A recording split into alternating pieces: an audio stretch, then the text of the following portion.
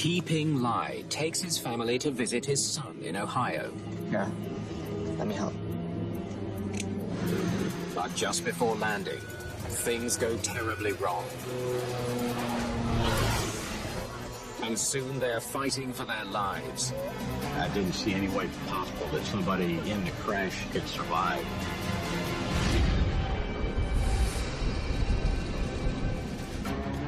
The badly burned wreckage leaves little for investigators to work with. You see stuff and you wonder, what is it? Looks like we're gonna have to figure this out the hard way. What they discover is unthinkable. Tony, what did you do? Wait, did I miss something? I was dumbfounded.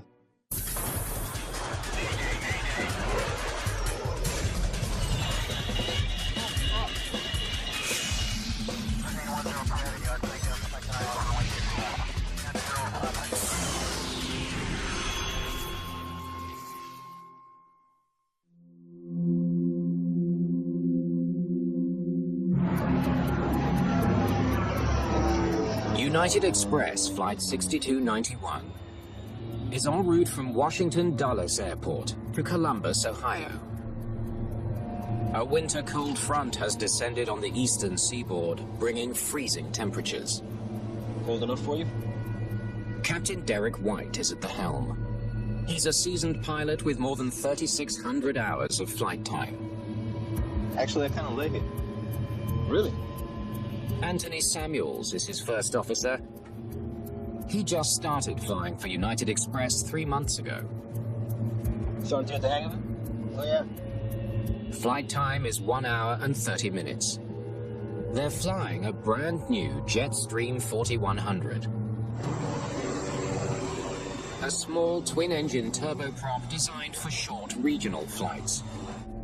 It's a high-performance airplane. It's complex, it flies fast, and the pilots have to anticipate what the airplane is going to do before it does it. The 4100 is the latest commuter plane in the Jetstream series. It comes with a brand new state-of-the-art computerized instrument panel known as a glass cockpit. Well, one of the things that's new and exciting about this aircraft is that, unlike its predecessor, which had a traditional cockpit, this has an electronic cockpit, where much of the information that was usually displayed in dials and gauges was displayed on various kinds of computer-type screens. The cabin holds up to 29 passengers. But tonight, on its last flight of the day, there are only 5. She hasn't had much to eat today. Taiwanese parents Su Chu Ling and Keeping Lai are traveling with their daughter Yi Sun Lai. They are on their way to see their son, who goes to university in Columbus. The only other passengers on board are a businessman who lives outside Columbus and a 25-year-old student from Akron, Ohio. Flight 6291 is now cruising at an altitude of 14,000 feet. It's been a smooth but busy day for this particular aircraft. It has already made 6 different commuter flights through the U.S. Northeast.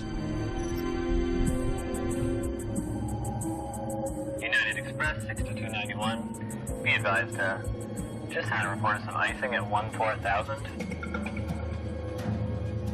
An aircraft ahead is reporting icing conditions. Was it light rain? Rime ice is a fast-forming ice that can be dangerous if it freezes to the surface of an airplane. For some parts of the aircraft, like the wing, having ice grow on that wing interrupts the airflow, interrupts the amount of lift that you have, and it's bad news all around. United Express 6291, he said it was moderate rime icing up to 14,000. Okay, thanks. We'll keep that in mind. In the cabin, the passengers settle in.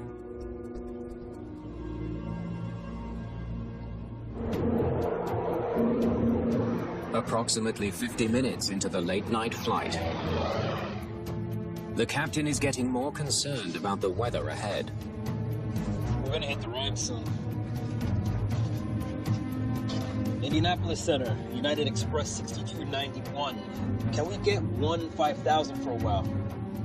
He wants to climb to 15,000 feet to get above the icing conditions. United Express 6291, stand by. They had information from an aircraft ahead of them, so they had real-time information as to what the conditions were. So they weren't guessing about the right thing to do. They were actually taking action based on relevant data. United Express 6291, climb and maintain 15,000. 1-5000, United Express 6291. The crew receives permission to climb and fly above the oncoming band of bad weather. Pilots do a number of things to keep ice from being a problem. And the number one thing to do is avoid it altogether. And in this case, this airline crew was doing exactly that. After flying for another several minutes above the clouds, I'm in the approach chart. the pilots are ready to begin their descent. Okay, we'll do the ILS for runway 28 left. Any questions? No questions. An ILS is an instrument landing system which uses radio navigation aids to provide the flight crew with a reference point as to how they are aligned with the runway. In the cabin, the passengers also prepare for landing. Do you need help with your seatbelt?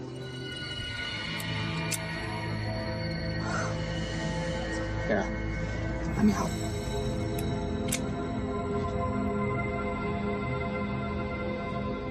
The commuter flight has begun descending back through the clouds. They'll be landing in approximately 6 minutes. What are the surface winds down there again? 330 at 4 knots. Thanks. Almost there.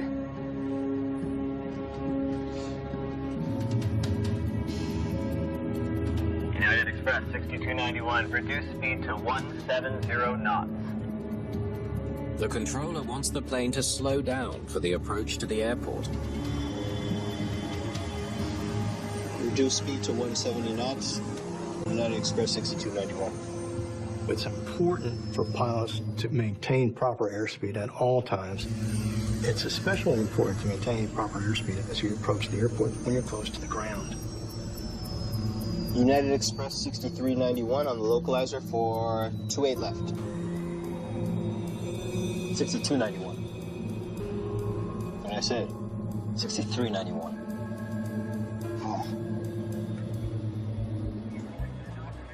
United Express 6291, Columbus Tower.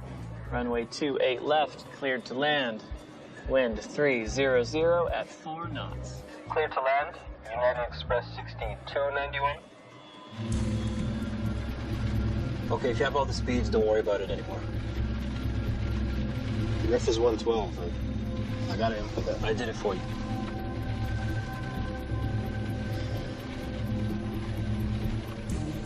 Here comes the glide slope. The glide slope is the ideal path that the plane should follow as it descends to the runway. The airport's instrument landing system uses radio signals to guide the plane in at an angle of 3 degrees. That's a standard set of degrees. That's going to be nice and stable where you can control the aircraft in all phases of flight up to landing. Okay, remarker inbound. Roger. Don't forget to give me my callouts. The captain reminds the first officer to call out altitude and airspeed readings. 1014 is decision height. 1,000? Okay, 1,000 above. The decision height is the altitude at which the pilot must be able to see the runway markings or else abandon the approach.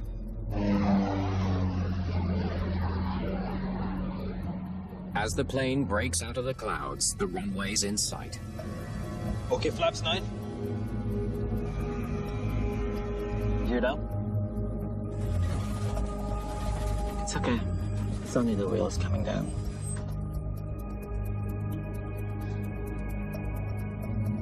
The flight is just moments away from touching down at Columbus Airport. Right on schedule. Flaps 9, waiting for 3 green. Flaps 15, landing checks. Flaps 15, landing gear down, 3 green. Yaw damper. Inside the tower, the controller monitors Flight 6291 as it's about to cross the runway threshold.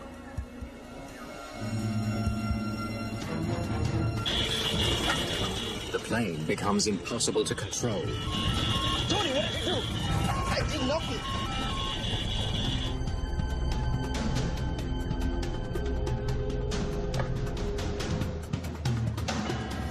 And as if into thin air, United Express 6291, Columbus Tower, do you read me? 6291 vanishes from radar. United Express 6291, Columbus Tower, do you read me? Give me flaps up. Hold it. Give me flaps up.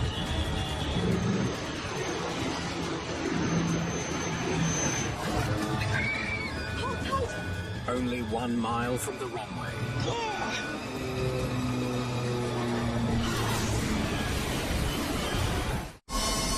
Outside the remains of Flight 6291's cabin, fire is starting to spread. And the passengers who survived know their time to escape is limited.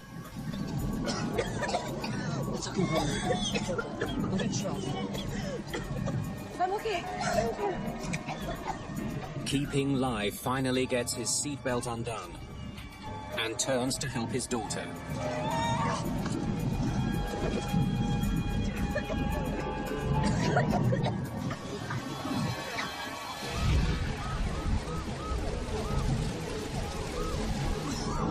Keeping Lai now searches for a way out.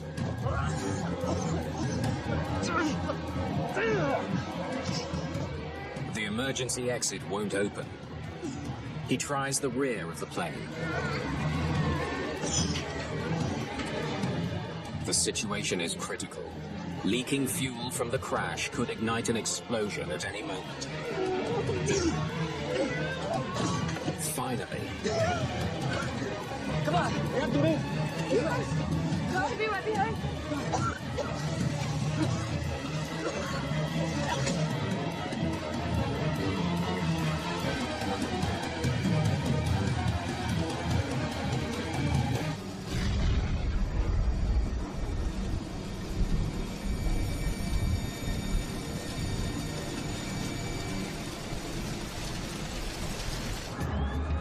Rescuers rush to find the crash site. Among them are police officers from the Gahanna, Ohio Police Department. The weather that night was cold, but it was very moist, like almost a freezing fog, mist type of night. It really sticks out in my mind how intense the fire was at the time. I didn't see any way possible that somebody actually in the crash zone itself could survive. Keeping Lai, his wife and daughter, are the only ones to survive. All of a sudden, the plane just shaking very badly. So I find that something is going to happen.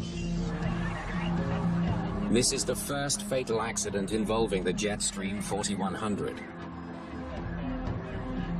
For the safety of all the passengers using this plane, it's critical to figure out what happened.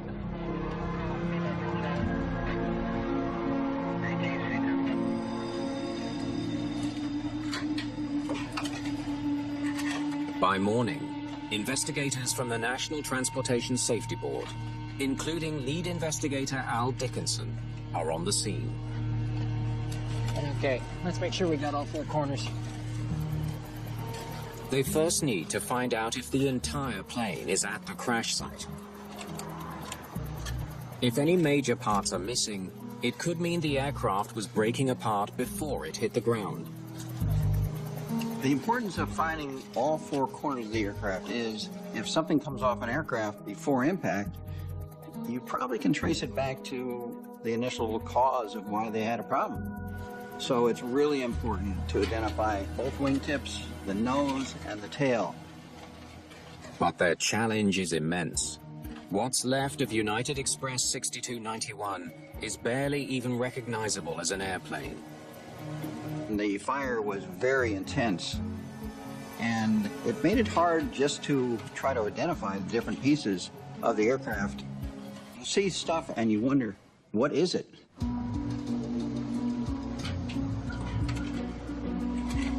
We've got the nose over here. We've got the tail over here. We found all four corners of the aircraft right at the accident site. And we've got the wings out over there. So the aircraft was intact until it contacted the ground. And therefore, you can eliminate any structural thing that might have happened during flight. The plane did not start coming apart in midair.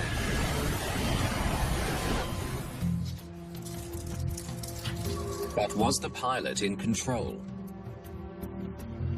The team needs more information to determine that. So, main landing gear hit there.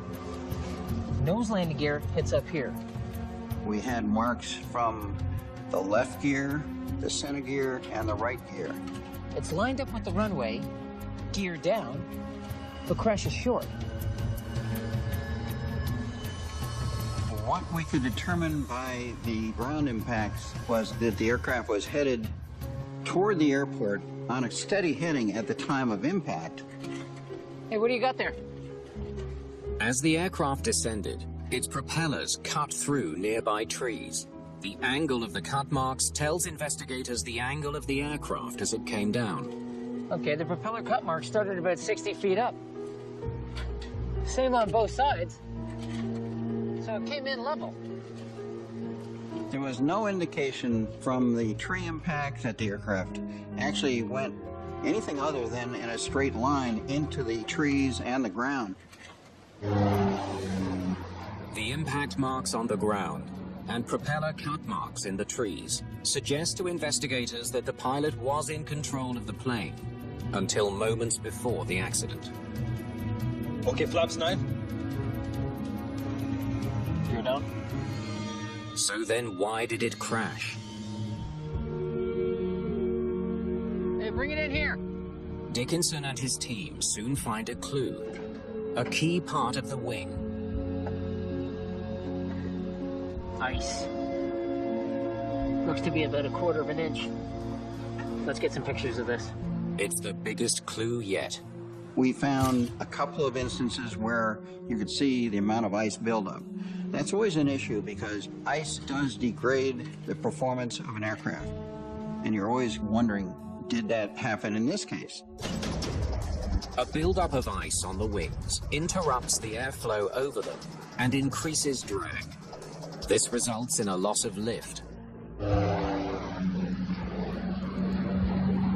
Express 6291, be advised, just had a report of some icing at 14,000.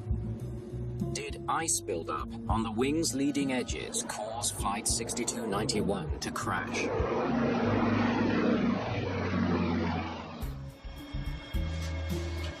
Yes. Now that's what I wanted to see. Yeah, they're pretty banged up. Let's get them shipped out. The flight data recorder and cockpit voice recorder are found nearly side by side, deep in the wreckage. Whenever there's a serious post-crash fire, it could literally destroy the evidence that's needed to figure out what happened to the aircraft. Two of the most important things on any airliner, of course, are going to be the flight data recorder and the cockpit voice recorder. If the data locked in the recorders is salvageable, it could break the case.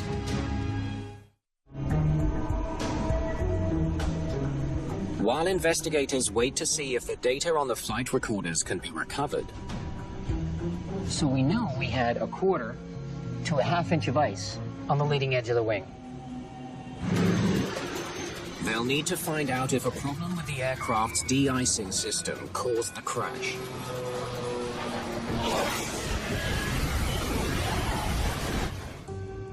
Maybe it was icing. The most important system that was on the aircraft for icing were anti-icing systems for the wings. And that's important because, quite simply, the wings provide lift, and without lift, it's difficult to maintain both airspeed and proper control of the aircraft. The Jetstream 4100 is equipped with a de-icing boot, a rubber membrane installed over the wing edge that inflates to break up any accumulated ice. Rather than melting the ice, it sort of cracks the ice and the ice falls off because it's no longer able to adhere to the wing. But damage to the wings The boots are completely melted. prevents the investigators from determining if the de-icing system was deployed and working properly prior to the accident. Looks like we're gonna have to figure this out the hard way. A lot of the de-icing equipment was burnt and melted. When you have severe fire damage, you never know what's going to be testable and what's not. We have a cold front running through here. What were the weather advisories telling pilots?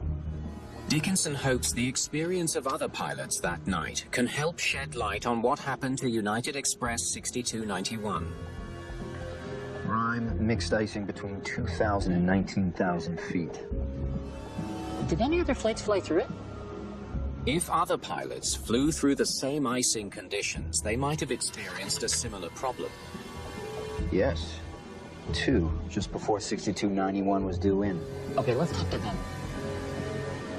In this case, there were planes flying in the general area, and some of them landed at the airport in Columbus. So it's important to talk to these pilots to find out what the conditions were on their descent. And it was rime ice? The pilot of a plane that landed 1 minute before Flight 6291 was due in remembers descending through freezing drizzle. What do you think you picked up? About a ½ inch? And it didn't give you any trouble? Okay, thanks. Hey, same amount of ice, but no trouble. The pilot of the other plane reported similar conditions, but neither had problems landing. The fact that several airplanes landed preceding this airplane under similar weather conditions means the weather should not have precluded a safe landing at the airport. Thanks for coming in. So you left at 7? And when investigators speak to United Express pilots who earlier in the day flew the same plane And you had to de-ice? through similar weather, they report no difficulties with the plane's de-icing system. We looked at everything that was involved in the weather situation. They should have been able to fly through this in moderate icing and land successfully. So we went elsewhere. The air traffic controller was the last person to speak with the crew about the weather.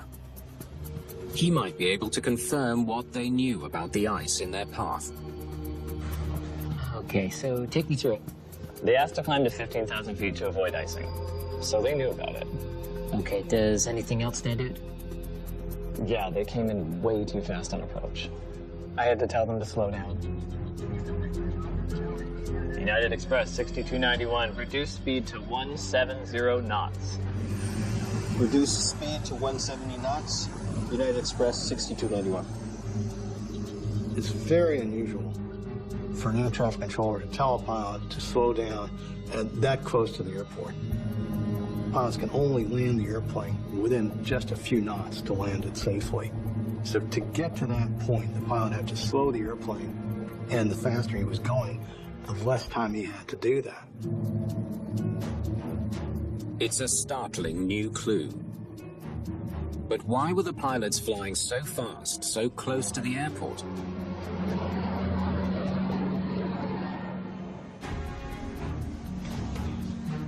Not a moment too soon. The flight data recordings have been pulled from the damaged black box. Did they retrieve everything? It is a relief if you get good data from a flight recorder. The only problem is, if you get really good data, you've got a lot of work to do because they measure everything. Investigators hope the data from the flight recorders can explain why the pilots flew in so fast and why they never made it to the runway.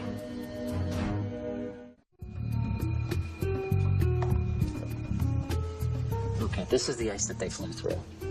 Dickinson and his team have now reviewed the flight data recordings and plotted Flight 6291's airspeed and altitude into a descent profile.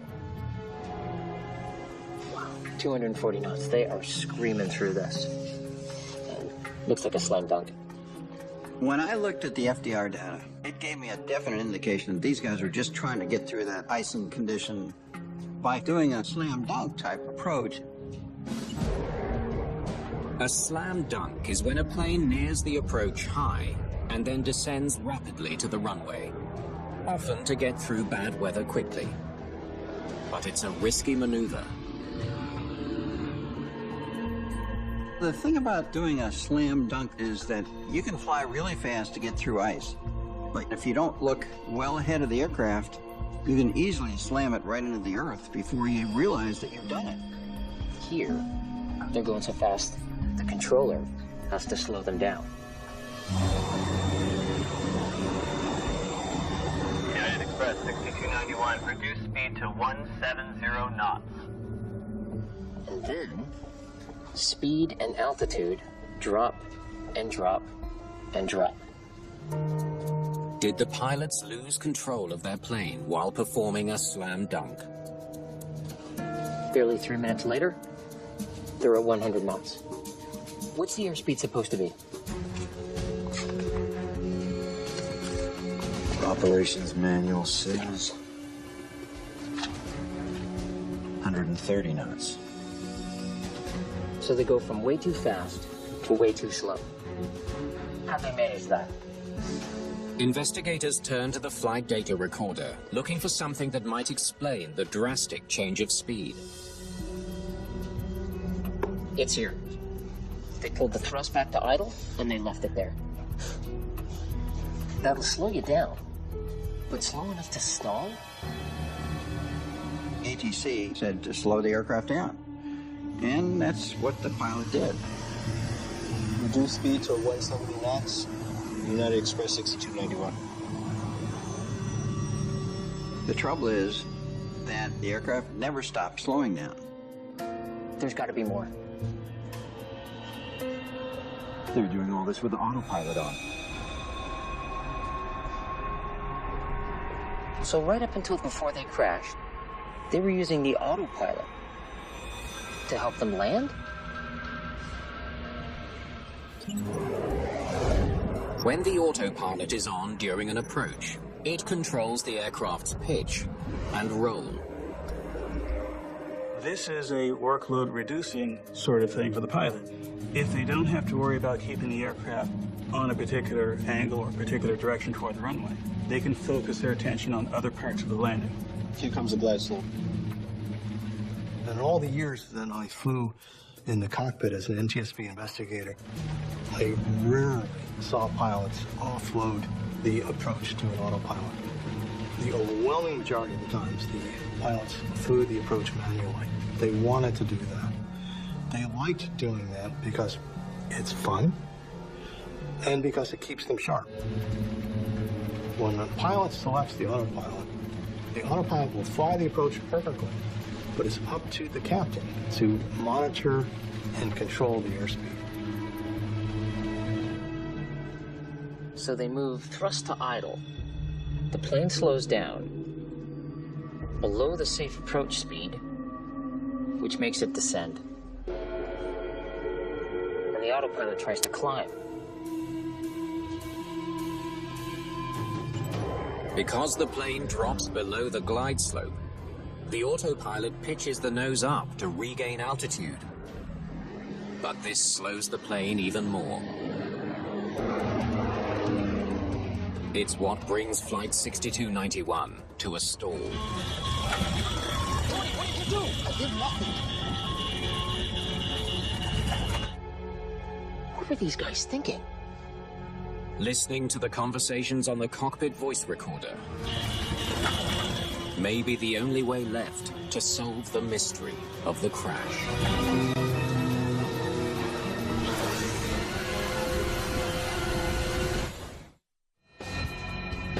Did pilot error lead to the crash of United Express 6291? Okay, let's go. Investigators turn to the cockpit voice recorder to find out if the conversations between the two pilots can offer any clues. Hold it up for you? Actually, I kind of like it. Really?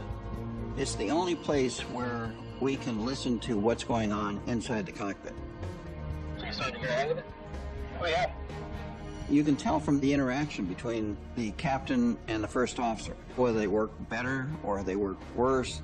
If one guy had a bad night, just by their comments, you can tell what they're doing. The CVR confirms that the crew was aware of the icing conditions. We're going to hit the ride soon. Okay, so they definitely knew what they were flying into. The question is, how did they deal with the icing?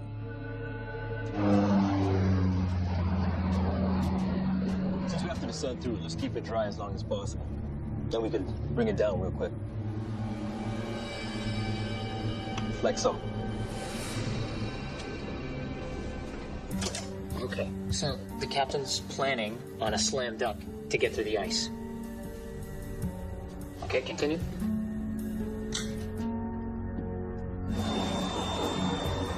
10 minutes later in the flight.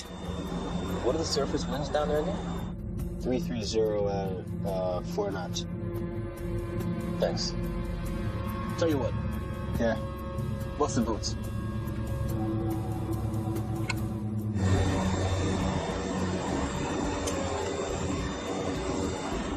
Okay, so they used the de-icing boats. Investigators scrutinize the pilot's conversation as the plane descends past the icy conditions towards its destination. United Express 6291, reduce speed to 170 knots. Reduce speed to 170 knots. United Express 6291. Okay, stop. Okay, we're here now. This is where they pull back the thrust to idle to slow the plane down. They were too fast at what's called the outer marker to lower the flaps and lower the gear properly. So the key thing that had to happen then is they had to slow down. Less than a minute later, they're cleared to land. United Express 6291, Columbus Tower. Runway 28 left, cleared to land. Wind 300 at 4 knots. Clear to land. United Express 6291. And that's when investigators hear things start to go wrong. Okay, if you have half the speeds, don't worry about it anymore. Riff is 112. I got it. I did it for you. Oh, there's definitely tension in the cockpit. Here comes the glide slope. Okay, and we're marking inbound. Roger. Don't forget to give me my callouts. 1014 is decision height. 1,000? Okay. 1,000 about. Okay, flaps 9. Gear down. Flaps 9, waiting for 3 grid. Flaps 15, landing checks. Flaps 15, landing gear down, 3 grid. Wait, did I miss something? Did anyone hear any callouts? The first officer's silence is revealing. He should have been calling out altitudes, he should have been calling out airspeeds, but he wasn't doing any of that. Okay, continue. Yaw damper? Autopilot all the way, don't touch. Don't touch, holding on the yaw damper. The yaw damper controls the movement of the plane's rudder, preventing sudden swings. Disconnecting it also turns off the autopilot. He doesn't want to lose the autopilot. The captain's comment, yaw damper, don't touch, and the first officer's response, don't touch, told us a lot about the dynamics between the captain and first officer. It illustrated the tension between the two of them and the lack of trust that the captain had for the first officer. Okay, that's the stick shaker. It's stalling. That only happens when the airspeed is approaching the stall speed. They must take immediate action when the airplane will likely crash. The sound of the stick shaker should have prompted the cap to check his airspeed. Instead, he focuses on his first officer. Tony, what did you do? I can't help you. I was dumbfounded. That's the most unusual reaction I've seen to respond to a stick shaker. Told me that the pilot didn't recognize something that he should have recognized immediately, and his first assumption was that the first officer had done something wrong, which wasn't the case. The investigators now listen to the flight's final 10 seconds. They expect to hear the pilot call for full power and a go-around, standard operating procedure in a stall. Give me flaps up. No, hold it. Give me flaps up. Flaps up in a stall? What were these guys thinking? There is no training that involves flaps up during any kind of a go-around situation. With its flaps up, the plane needs more speed than it normally would to get out of a stall. The most important thing is add airspeed. You can add airspeed by pointing the nose toward the ground. You can add airspeed by adding power to the engines, or a combination of the two. But the crew never seems to notice their dangerously low airspeed. Up until that time, he could have recovered. But after that, he was along for the ride.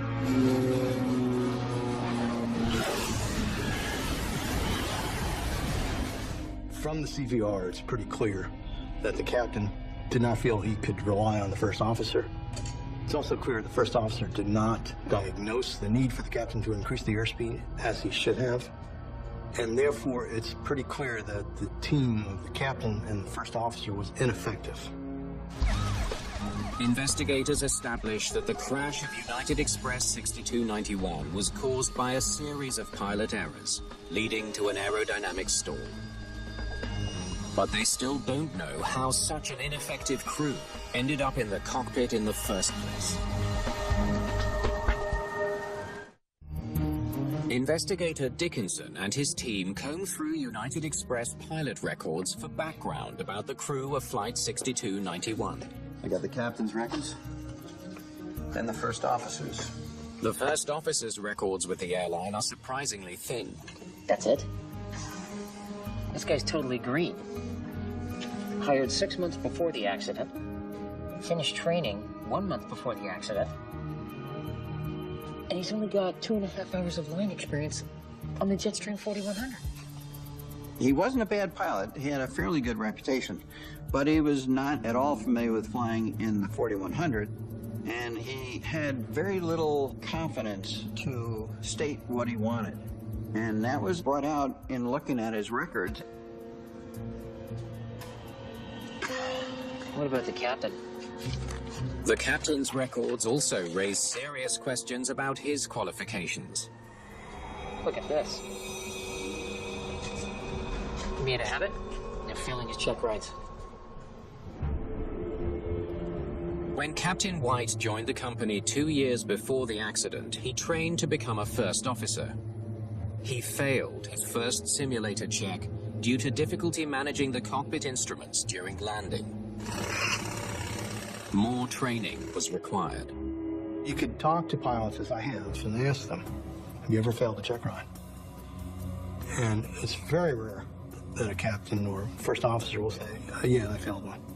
Very rare. Not because they're not telling you the truth, because it just doesn't happen. This captain failed 2 check rides within about a year. His second failure comes while training to captain the Jetstream 4100. The examiner notes he seemed unusually nervous performing an ILS approach.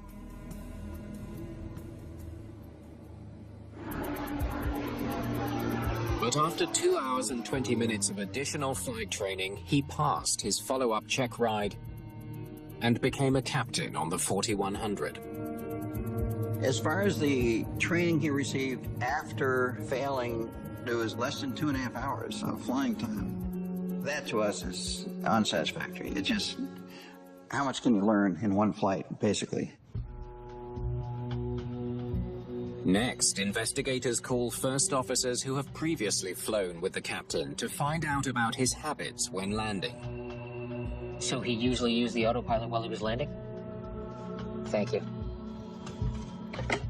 When a pilot constantly uses autopilot, I hate to say he's lazy, but in reality, he doesn't have confidence in himself to fly approaches. And pilots need to have that confidence. And in this case, it really resulted in a very bad situation. Investigators conclude that United Express should not have paired a novice first officer and a captain with a history of failures on the 4100. You started to get the hang of it? Oh, yeah. But the airline was expanding and didn't have the resources to keep up with the demand for experienced pilots. To save money, they upgraded less experienced pilots to new aircraft. Unfortunately, the organization needed pilots to fly the 4100 because they had been expanding. And they chose to pair this pair up, and it wasn't a good pairing. From all sides, I can understand why they did it. Unfortunately, that also had the unintended consequence of putting two relatively inexperienced pilots into the seats of a very sophisticated airplane.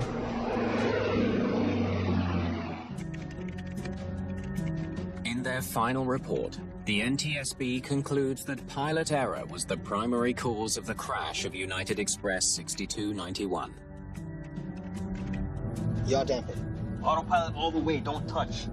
Don't touch, holding on the yaw damper. An ineffective crew failed to notice their airspeed had dropped so low that a stall occurred. Tony, what did you do? I did nothing. And instead of increasing thrust as they should have, Give me flaps up. No, hold it. Give me flaps up. they raised their flaps, making the crash inevitable.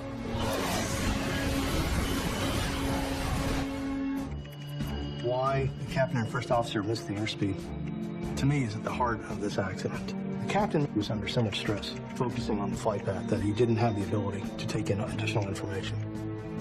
The first officer, who's inexperienced, we know that he was somewhat intimidated by the captain. Therefore, I don't believe he felt comfortable volunteering information to the captain that he wasn't 100% sure of. I think you put all that together, and one can understand, although not excuse, why they both missed the airspeed.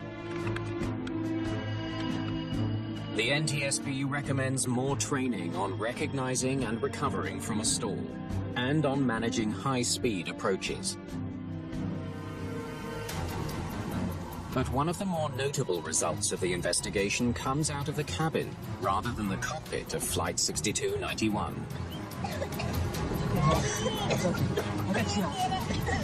The survivors indicated that they had a hard time releasing the buckle, and they struggled with it. They had to release tension in order to get the buckle to work right. We tested those belts and found when you put them under tension, they couldn't release them.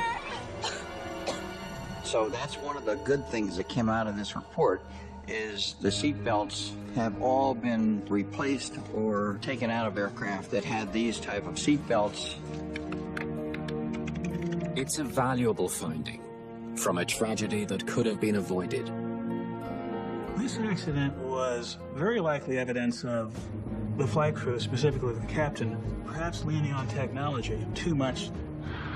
The lesson, which is absolutely relevant today, is that no matter how sophisticated the aircraft, no matter how modern the cockpit is, it comes down to a combination of one's skill as a pilot and also one's understanding of how the airplane behaves at all phases of flight.